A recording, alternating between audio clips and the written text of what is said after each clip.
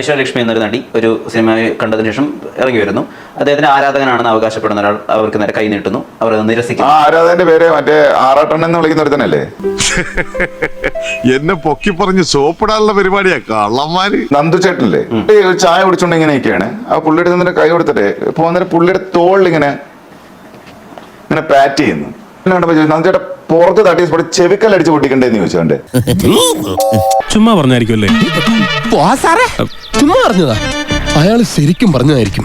അയാൾ ചെയ്യുമെന്ന് പറഞ്ഞ ചെയ്തിരിക്കും. കുടുംബത്തെ കയറി വെട്ടിപ്പറിച്ചിട്ടിട്ട് പോകും. ഹോയസി എന്റെ വല്ലതും പുറത്താണ് തട്ടുന്നത് ചെപ്പ അടിച്ചെന്ന് തിരിച്ചു പറഞ്ഞു. അപ്പോഴെങ്ങാനും എന്നെ അദ്ദേഹത്തിന്റെ കൈ കിട്ടിയിരുന്നെങ്കിൽ എന്റെ ശിവനെ, എന്നെ എവിടെ വെച്ച് കണ്ടാലും വെട്ടിക്കൊല്ലാനോ അയാൾ ഓർഡർ ഇട്ടേക്കുന്നത്.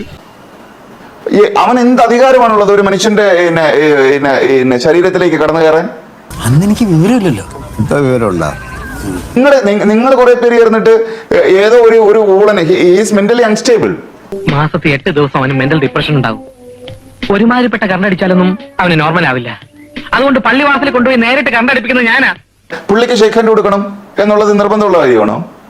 പുള്ളി ചെല്ലുമ്പോ എല്ലാ നടിമാരും ഇതാണോ? നിത്യ മേനോൻ എന്ന് പറയുന്ന ഒരു നടിയെ നിരന്തരമായിട്ട് എന്റെ വീട്ടിലെ പെങ്കൊച്ചിനെ വല്ലതും ഇങ്ങനെ എതിരുന്നുണ്ടെങ്കിലുണ്ട് ഞാൻ ഇന്ന് ജയിലിലാണ്. അവന്മാരെ ശരിക്കൊന്ന് നോക്കി വെച്ചോ. എന്തിനാ ബോസ്? ഇനി കാണുമ്പോ മാറി നടക്കാലോ. എന്റെ വീട്ടിലെ പെങ്കൊച്ചിനെ വല്ലതും ഇങ്ങനെ എതിരുന്നുണ്ടെങ്കിലുണ്ട് ഞാൻ ഇന്ന് ജയിലിലാണ്. അവനെ കൊന്നിട്ട് നിനക്ക് പ്രാന്താളാ പന്നി. ഓടിക്കോ പ്രേമ പതിയെ പോടാ. എനിക്ക് ദേശത്തെ വഴിയേറിയില്ല.